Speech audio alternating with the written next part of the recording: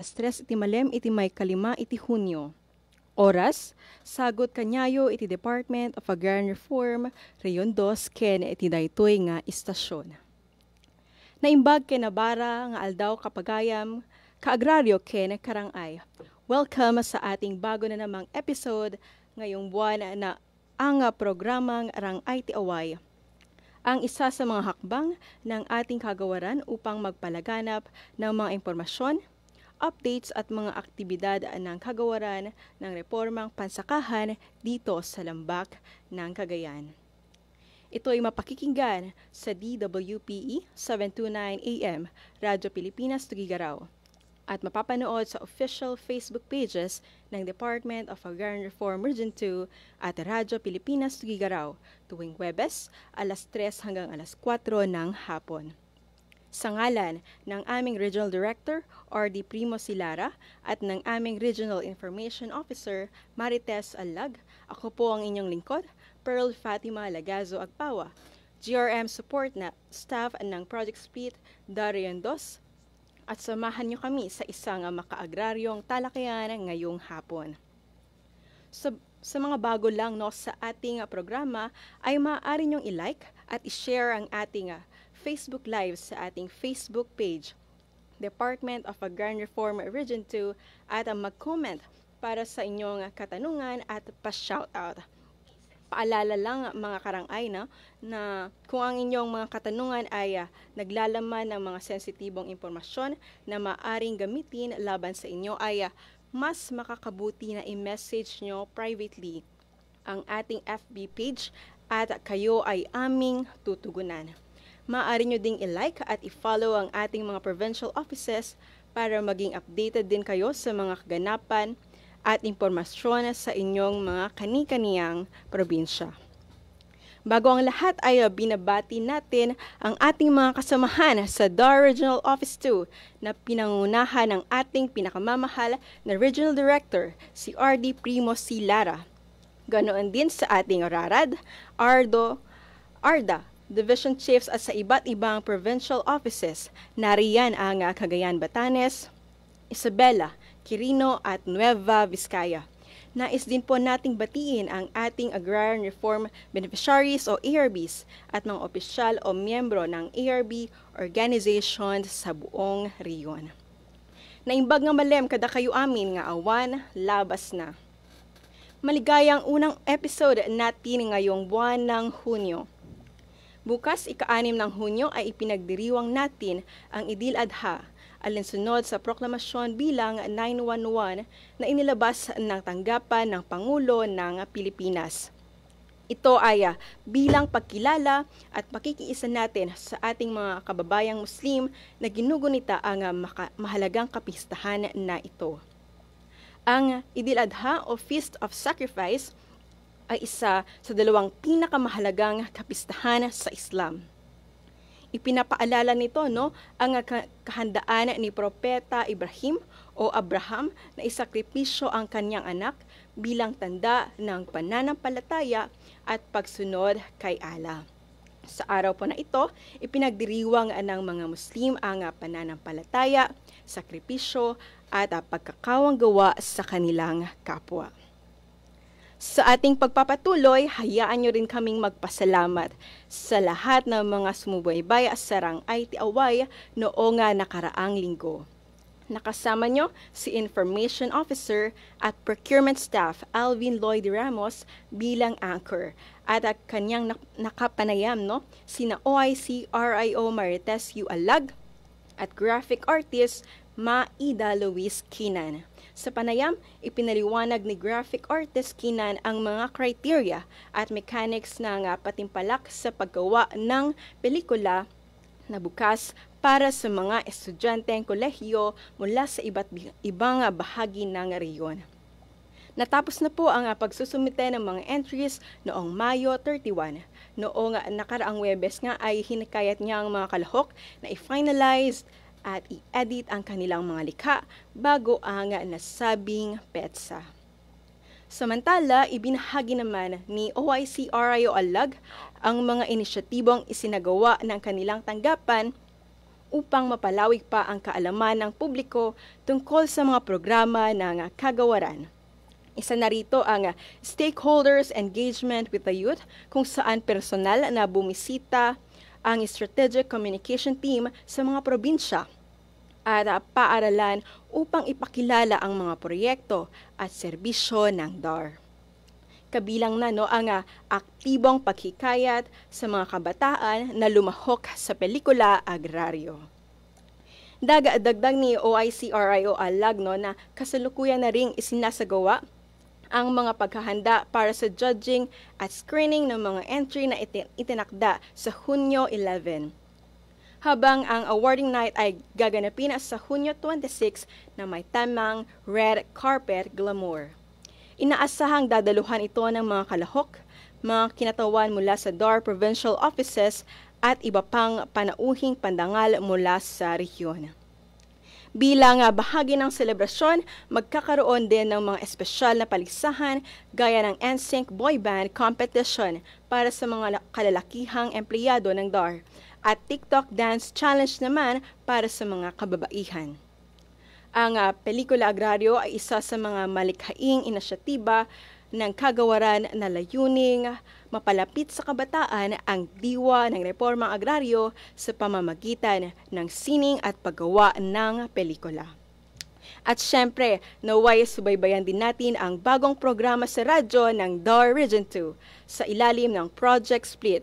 Ito ang Kape at Balitang Agraryo kasama ang Bombo Radio tuwing Martes, 1:00 hanggang 1:30 ng hapon.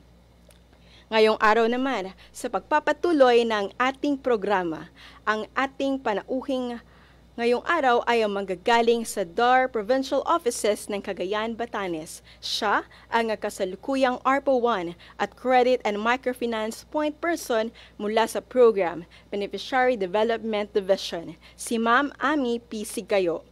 Magandang araw, Ma'am. Baka mayroon kayong gustong batiin o bigyang mensahe. Isang mapagpalang araw po sa ating lahat. Maraming salamat kasamang Pearl.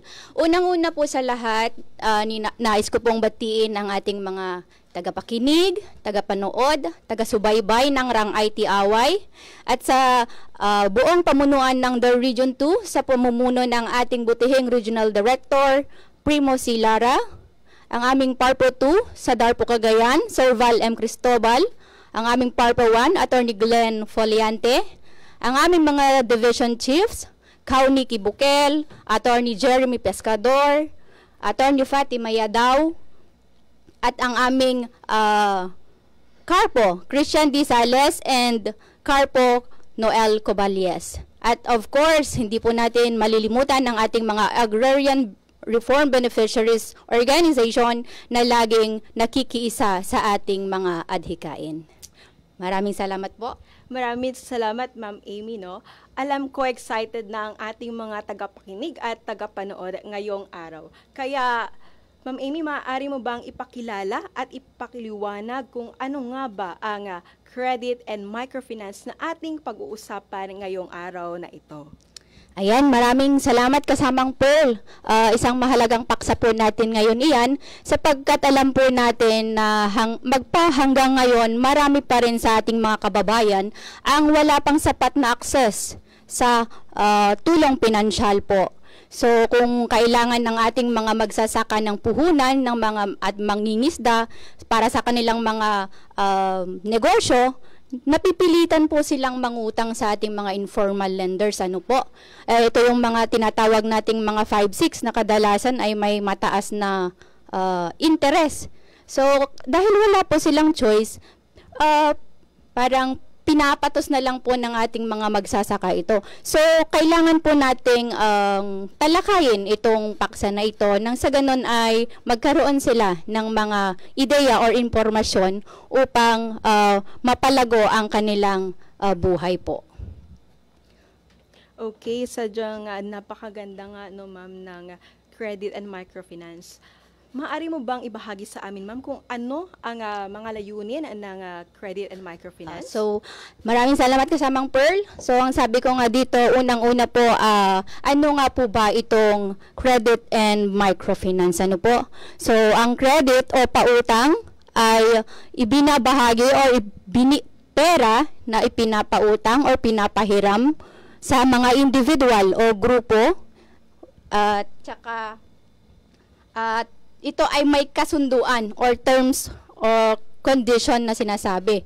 So, kailangan itong bayaran sa takdang panahon. Halimbawa po, so kung sa terms and condition po ng isang nagpahiram or nagpautang ay 6 na buwan, kailangan mo na itong bayaran. So, within that period of 6 months po, kailangan po natin itong mabayaran nang sa ganon ay maiwasan ng mga penalties. So, ang credit din po, ito ay may kaakibat po kadalasan na interest.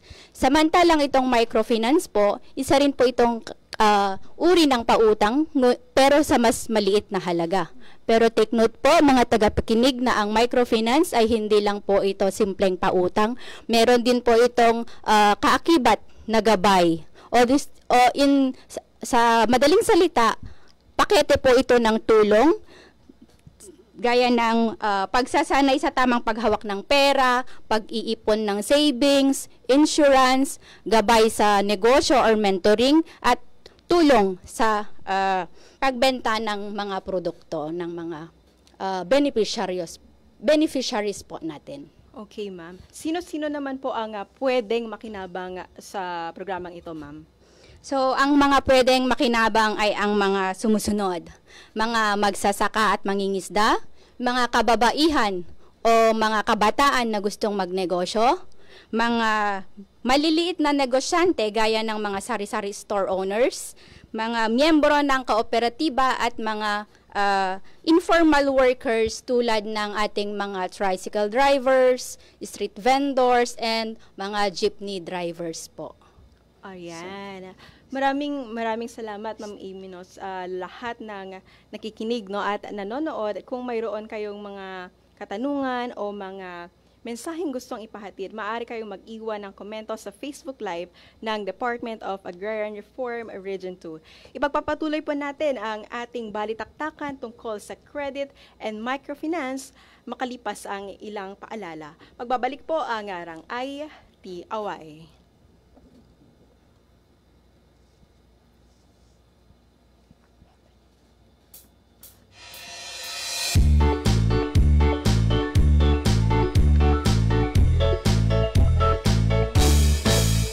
Matanim ay kay saya, buhay mo'y may pag-asa, ang pamilya'y masigla, may pagkain sa mesa.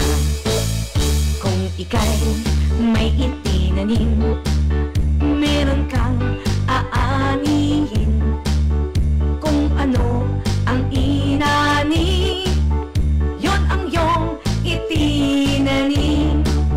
Tayo na at magtanim nang tayo'y may pagkain. Katawan ay sisigla, buhay ay may pag-asa. Kung ika'y may itinanim, meron kang aanihin. Kung ano ang inanim, yon ang iyong itinanim. Halina, halika, tayo'y magbungkag sa ating mayamang lupa. Halina, halika, tayo'y magpunta sa bukid ng ating pag-asa. Halina, halika, tayo'y magbungkag sa ating mayamang lupa. Halina, halika, tayo'y magpunta sa bukid ng ating pag-asa. Ng ating pag-asa. Ng ating pag-asa. Muling nagbabalik ang Rang IT Away at kasama pa rin natin si kasamang Amy. Kanina nga ay napag-usapan natin kung ano ang microfinance, ang mga layunin at ang mga benepisyaryo nito. Ngayon, talakayin ulit natin ang additional na mga layunin. Ma'am Amy, take over. Maraming salamat ka, Pearl. So, narito yung mga pangunahing layunin ng credit and microfinance po. So, ang una ay makapagbigay ng access sa puhunan. Dito po, layunin nating matulungan ang maliliit na mga negosyante, ng mga magsasaka, mangingisda, na magkaroon ng kapital para sa kanilang mga pangkabuhayan po. At ang pangalawa po, yung mapaunlad ang kabuhayan ng mga miyembro. So, sabi po dito, sa pamamagitan ng maliit na pautang at iba pang serbisyo, natutulungan ang mga benepisyaryo na mapalago ang kanilang kita, makamit ang mas maayos na kalidad ng buhay. So, dahil may kapital na po sila or may puhunan, ibig pong sabihin, meron po silang kita. So, yung kita po ng mga benepisyaryo po natin ay nagagamit upang matustusan ang mga pangangailangan ng kanilang pamilya araw-araw. Halimbawa yung sa tustos ng kanilang pag-aaral ng kanilang mga anak, pambili ng mga importanteng gamit ng kanilang anak sa pag-aaral, mga tuition fees nila. So, malaki po talaga ang tulong nitong credit and microfinance. Tapos, yung pangatlo pong layunin ay mapalakas ang kakayahan ng mga benepisyaryo sa pagnenegosyo. Tama po, kasi sa tulong ng mga trainings, ng mga capacity building ay natututunan po nila na magkaroon ng wasto at kung paano gamitin yung napautang o napahiram sa kanila. And number 4, maiwasan ang pagsandig sa mga informal lenders. Ito po yung natin na kailangan nating mawala na sa ating mga beneficiaryos sa tulong nitong microfinance. Nang sa ganon, di ba alam ba naman po natin na pag informal lenders tinatawag ay mataas ang interest na pinapatong ng mga yan. Kung sa Ilocano po, umutang da kadagitoy Bombay, 5-6, nga kani may yang ako nada nga dakkel ti patong na niya. So nga, kaya nga po ito, binabahagi po natin itong credit and microfinance sa ating mga beneficiaryo nang sa ganun ay maiwasan na po natin itong informal lenders na ito. Ayan, napakaganda nga talaga ng layunin ng microfinance.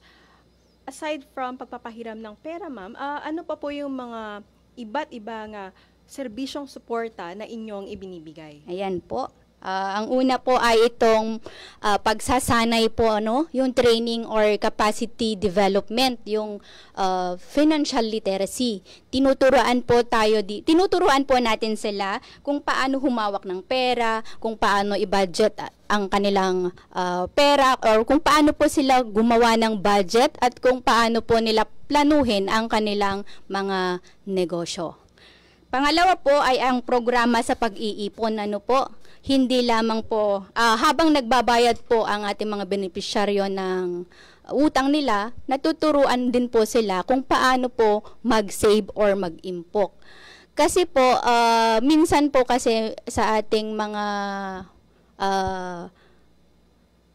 nakagawian po natin, yung kita minus expense equals savings, which is mali po.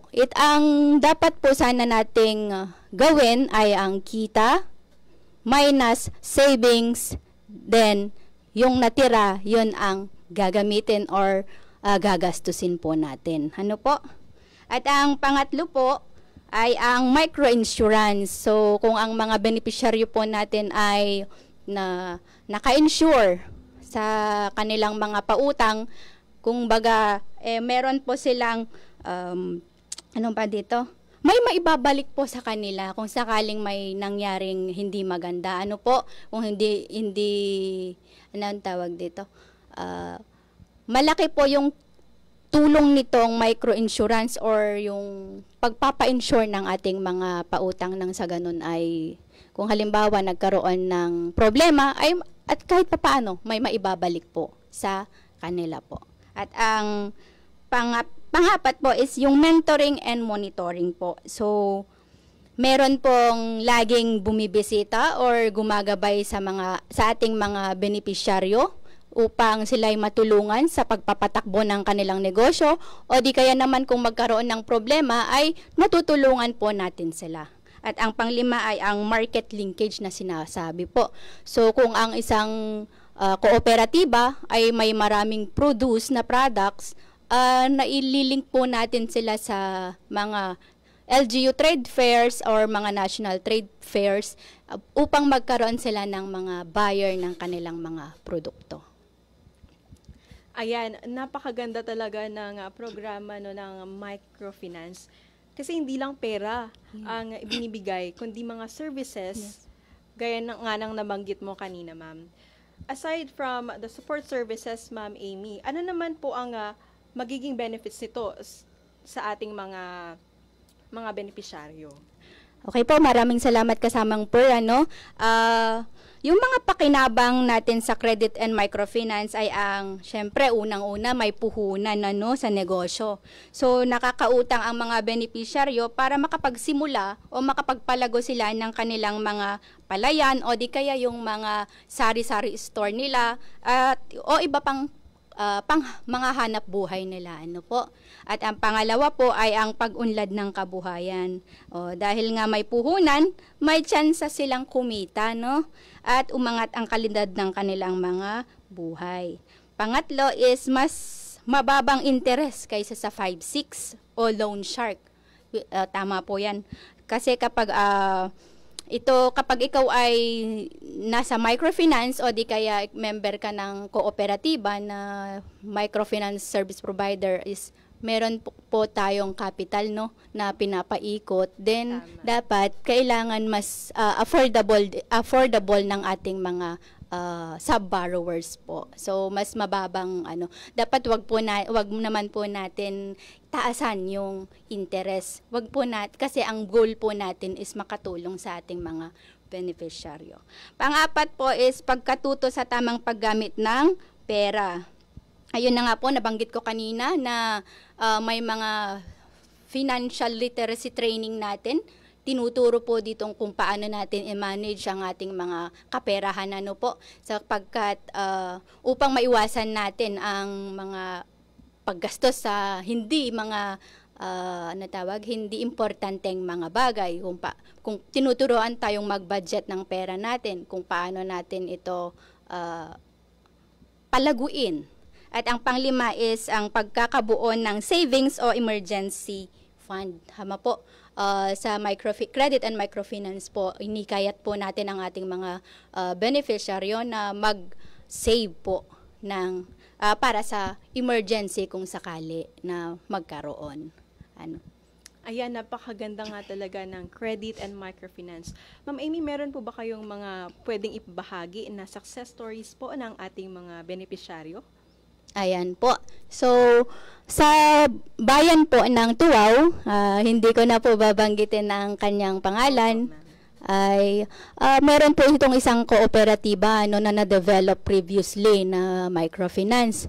Ngayon, meron po isang member na umaasa lamang sa kita ng kanyang asawa.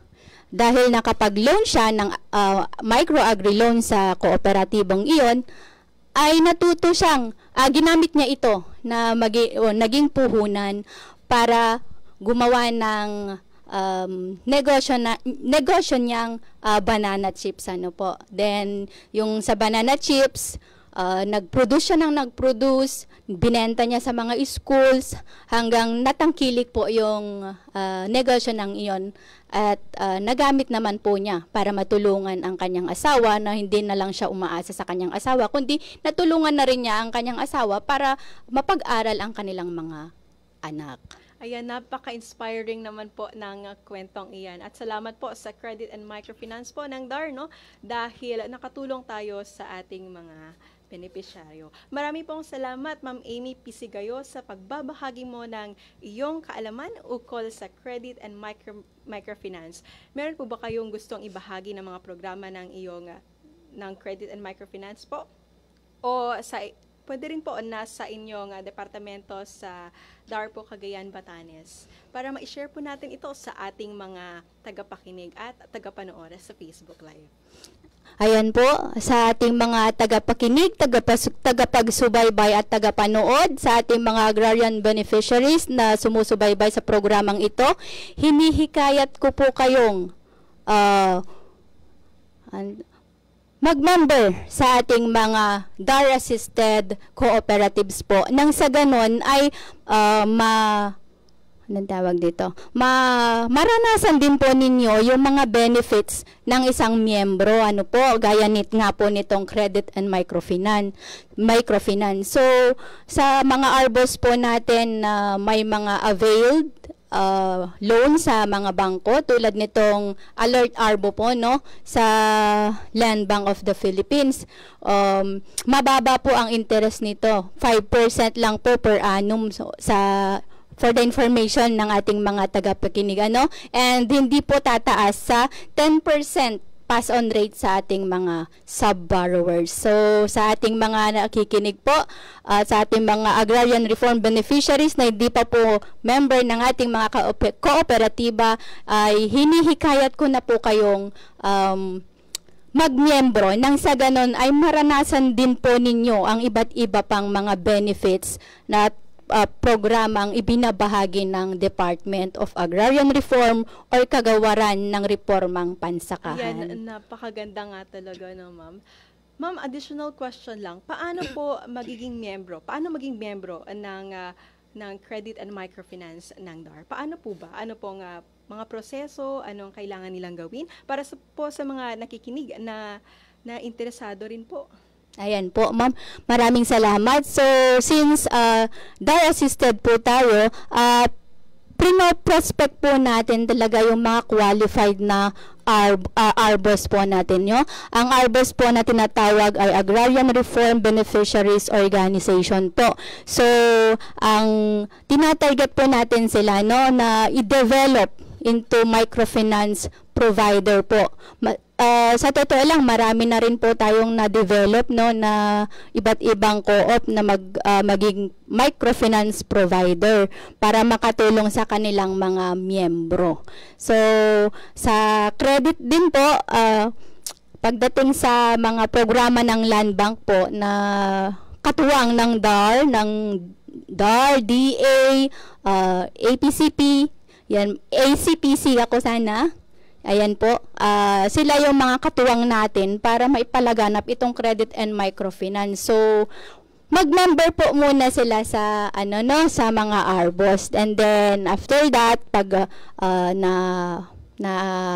okay na po sila or kaya po nilang mag-manage ng kanilang mga ng kanilang co-op, lalo na sa financial nila, ay ayan po, itatarget po natin sila, ide-develop na po natin sila para man po makapagsimula silang makapagtumulong or launch ng kanilang Credit and Microfinance sa kanilang mga kooperatiba.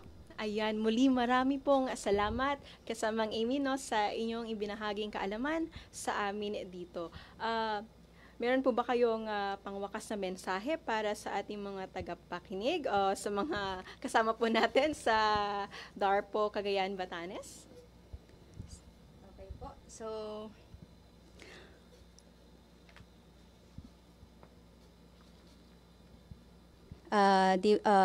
sa ating mga tagapakinig po, lalong-lalo na sa ating mga agrarian reform beneficiaries na sabi ko nga po walang sawang nakikiisa sa ating adhikain. Maraming salamat po sa inyo. Tandaan po natin, sa Credit and Microfinance, hindi kailangan malaki ang puhunan upang magsimula. Ang kailangan ay malinaw na layunin, sipag, tiyaga at kaalaman sa tamang paggamit ng pananalapi.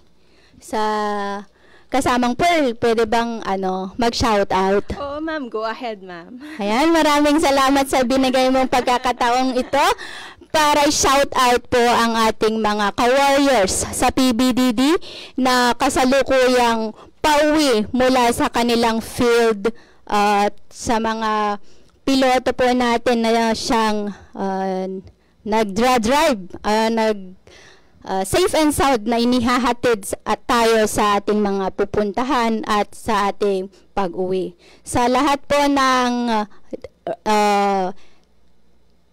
nasa FMA po ngayon kasi region-wide po ito, mag-ingat po kayo dyan sa inyong pag-uwi. Sa ating mga tagapakinig, taga-subaybay, maraming salamat po. Muli, Ami Panitik Sigayo po at nag-iiwan ng isang katagang basta may pangarap, may tiyaga, at may sipag. Sa microfinance, may lugar ka. Ayan, napakagaling po ni Ma'am Amy. Maraming salamat, Ma'am Amy. Thank you din kasama. Habang tayo ay may oras pa, hayaan niyo ako nga magbahagi ng mga balitang agraryo.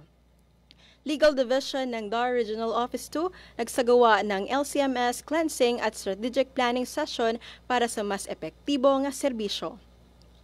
Isinagawa ng Legal Division ng Department of Agrarian Reform Regional Office 2 o DAR RO2 ang cleansing ng Legal Case Monitoring Systems o LCMS sa Carmelitas Hotel, lungsod ng Tugigaraw. Dumalo sa nasabing aktibidad si Ginang Sheila T. David mula sa Bureau of Agrarian Legal Assistance o BALA ng DAR Central Office bilang panauhing pandangal. Layunin ng gawain na muling bigyang oryentasyon ang mga itinalagang LCMS point persons hinggil sa teknikal na aspeto ng sistema. Gayon din ang pag-aayos at paglilinis ng lahat ng natitirang backlog ng mga kaso sa riyon. Bahagi ito ng mas pinaigting na hakbang ng ahensya upang mapabuti ang pamamahala sa legal na aspeto ng reformang agraryo at matiyak ang epesyenteng serbisyo para sa mga benepisyaryo at stakeholder. Bukod dito, kamakailan ding nagsagawa ng isang strategic planning session ang Legal Division ng DAR RO2 sa Cauayan City, Isabela. Layunin ng sesyong ito na pagplanuhan ang mga makabuluhang hakbang para sa pagpapahusay ng operasyon at mas maayos na pagtamo ng mga layunin ng dibisyon. Sa pamamagitan nito, inaasahang magiging mas sistematiko at mas epektibo ang pagbibigay ng legal na serbisyo ng DAR sa rehiyon. Sa DAR po Cagayan naman, pagsasanay sa simple bookkeeping isinagawa para sa mas mahusay na pangangasiwa ng pananalapi ng mga arbo sa Lalo, Cagayan. 48 miyembro at opisyal mula sa 8 Agrarian Reform Beneficiaries Organizations o ARBOS ang lumahok sa training on simple bookkeeping and accounting for cooperatives na isinagawa sa Lalo Gymnasium. Ang mga kasaling ARBOS sa Batch 1 ay ang mga sumusunod: Paranum Agrarian Reform Cooperative, San Lorenzo Agrarian Reform Cooperative, Lalafugan Agrarian Reform Cooperative, Logac Farmers Agriculture Cooperative, Katayawan Farmers Agriculture Cooperative, Fabrica Agriculture Cooperative, Nagilian Irrigators Agriculture Cooperative at San Mariano Agrarian Reform Cooperative. Hindi natatapos sa pamamahagi ng lupa ang landas ng reformang agraryo sa Pilipinas. Ang tunay na kapangyarihan ng mga benepisyaryong magsasaka ay nagmula sa pagkakaroon nila ng kaalaman at kakayahan upang mahusay na mapamahalaan ang kanilang mga yaman. Ipinakita nito ang patuloy na pagtutok ng Department of Agrarian Reform o DAR sa pagpapalakas ng ARBOS sa pamamagitan ng pagpapalawak ng kanilang kaalaman sa pinansyal na pamamahala at pagpapaunlad ng kanilang organisasyon. Ang mga ARBO ay mahalagang plataporma para sa kolektibong pagsasaka, pagpapaunlad ng kabuhayan at aktibong pakikipag-ugnayan sa mga ahensya ng gobyerno at pribadong sektor. Gayunpaman, marami sa mga kooperatiba ang nahaharap sa hamon ng maayos na pamamahala sa pananalapi dahil sa kakulangan ng formal na pagsasanay sa accounting at dokumentasyon. Ang hindi maayos na talaan ay maaaring magdulot ng kawalan ng tiwala, maling desisyon at pagkakawala ng oportunidad para sa pondo at suporta. Layunin ng pagsasanay na punan ang kakulangan sa kaalaman sa batayang pamamahala ng pananalapi gamit ang simple at praktikal na mga paraan ng bookkeeping na madaling maunawaan at maisagawa ng mga opisyal at miyembro ng ARBO. Sa pamamagitan ng lokal na pagdaraos ng aktibidad sa Lalo Gymnasium, naging mas accessible ito sa mga kooperatiba mula sa karatig na bayan. Sa pagkatuto ng wastong pagtatala at pagsusuri ng datos sa pananalapi, magkakaroon ng mas matibay na kumpiyansa ang mga ARBO sa pamamahala ng pondo ng kanilang kooperatiba at sa pagpaplano ng mga susunod na hakbang. Makakatulong din ito upang makasunod sila sa mga kinakailangang dokumento para sa mga proposal sa pondo at ulat sa DAR, Cooperative Development Authority o CDA at iba pang ahensya. Higit pa rito, ito ay isang makabuluhang hakbang sa pagpapalakas ng kakayahan ng mga lokal na ARBO sa pagpapatuloy na pag-unlad ng mga organisasyon ng magsasaka. Bilang mga lehitimong agrinegosyong samahan, napakahalaga ng pundasyong kasanayan sa pinansyal na pamamahala. Sa pagbibigay ng kaalaman, hindi lamang natutugunan ng DAR ang agarang pangangailangan ng mga ARBO, kundi nakakatulong din sa pagbuo ng isang mas matatag, may pananagutan, at may kakayahang sektor sa kanayunan. Ang tunay na tagumpay ng reformang agraryo ay hindi lamang nasusukat sa naipamahaging lupa, kundi ngunit kung paano nga nagagamit ng mga benepisyaryo ang mga pagkakataong iyon. At ang paglalakbay na ito ay nagpapatuloy sa pamamagitan ng mga makabuluhang pagsasanay gaya nito. At sa probinsya naman ng Vizcaya, atin namang binabati ng isang maligayang kaarawan si Parpo 2 Engineer David B. Villanueva Jr. Ang inyong pamumuno at walang sawang pagtatalaga sa adhikain ng reformang agraryo ay patuloy na nagsisilbing inspirasyon at lakas sa mga komunidad na inyong pinaglilingkuran. Naway maging makabuluhan at masagana ang darating na taon para sa inyo. Puno ng tagumpay, mabuting kalusugan at mga biyayang nagbibigay saysay sa inyong buhay. Mabuhay po kayo, Engineer David, at maligayang kaarawan. Sa DAR po, Isabela naman, atin namang ibahagi ang ating pagpupugay at pasasalamat. Isang parangal para sa mga retirado ng DAR Isabela. Ngayong araw, kinikilala at binibigyang pugay natin ang 8 tapat at dedikadong lingkod bayan na inilaan ang pinakamahuhusay na taon ng kanilang buhay sa paglilingkod sa mga magsasaka, sa lupa at sa layunin ng reformang agraryo. Ang kanilang mga dekadang serbisyo sa DAR ay sagisag ng sakripisyo, matatag na paninindigan at wagas na pagmamahal sa serbisyo publiko. Sa kanilang pagpasok sa panibagong yugto ng buhay bilang retirado, taos-puso kaming nagpapasalamat hindi lamang sa kanilang mga nagawa, kundi sa mga buhay na kanilang naintig at nabigyang inspirasyon. Lubos na pasasalamat at mataas na paggalang ang inaalay namin sa inyo. Marpo Joey Rolando Umblas, na may 43 taon sa serbisyo. Carpo LTID Engineer Nestor Balangge Gonzaga, na may 41 taon sa serbisyo. Marpo Leopoldo Galio Casil, na may 36 taon sa serbisyo. Marpo Mel Pascua Palomo, na may 36 taon sa serbisyo. Marpo Ramon Fernandez Tanyon, na may 36 taon sa serbisyo.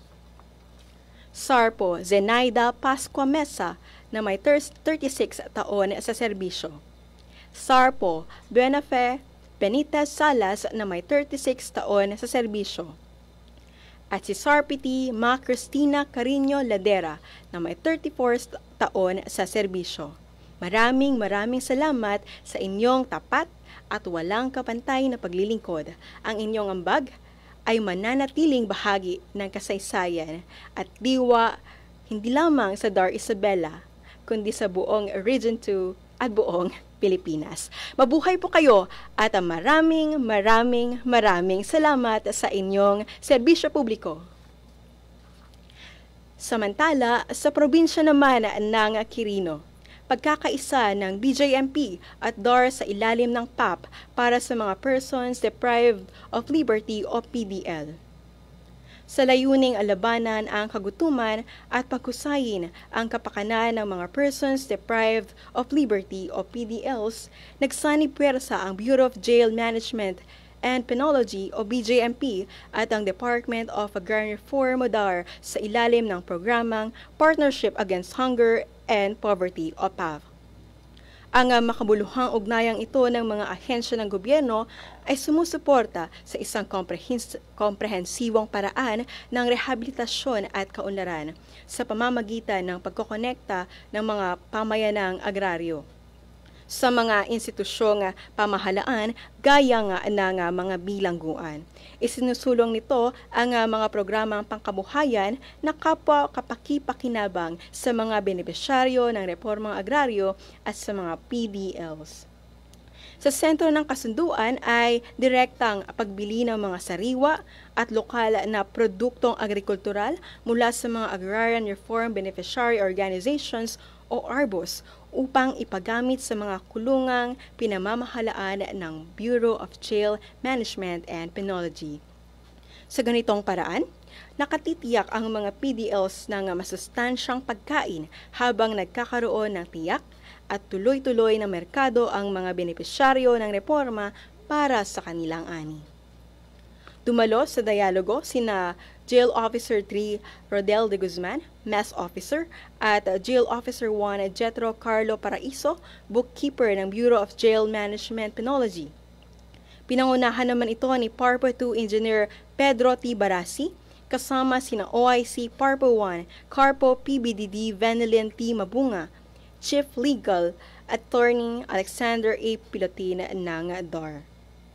Ang estratehikong ugnayang ito ay nakahanay sa mas malawak na layunin ng pamahalaan para sa inclusive development, ang sabayang pag-angat ng mga PDLs sa pamamagitan ng mga programang nakatuon sa rehabilitasyon at ang pagpapalakas ng ekonomiya sa mga pamayanang agraryo sa kanayunan.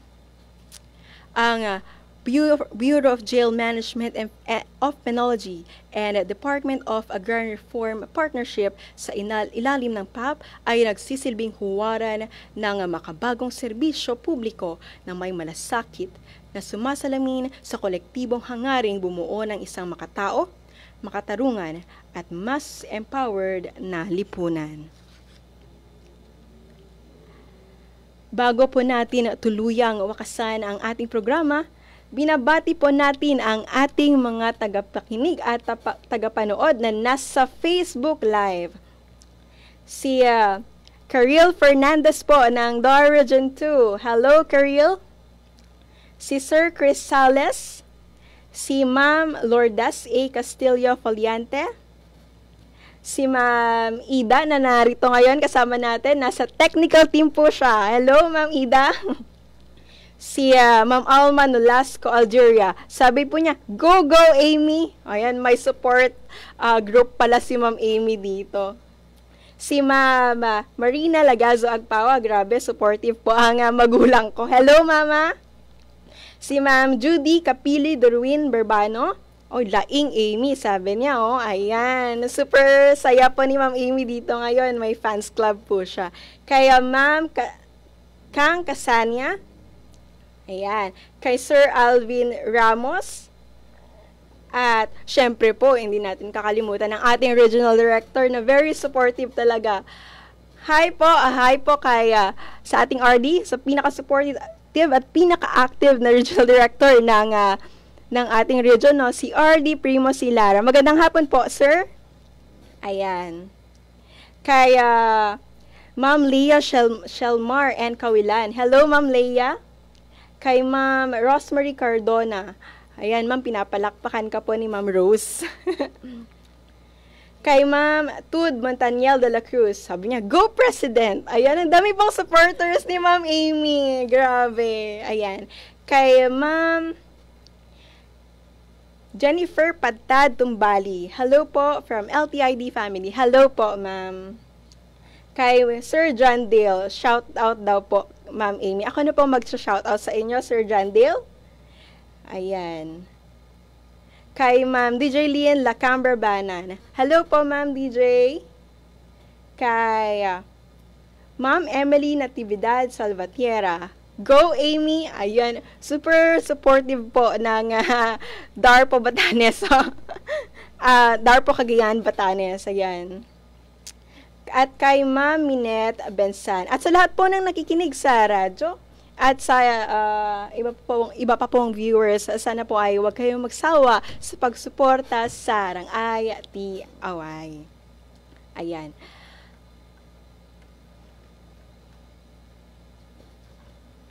Ayan. Maraming salamat po.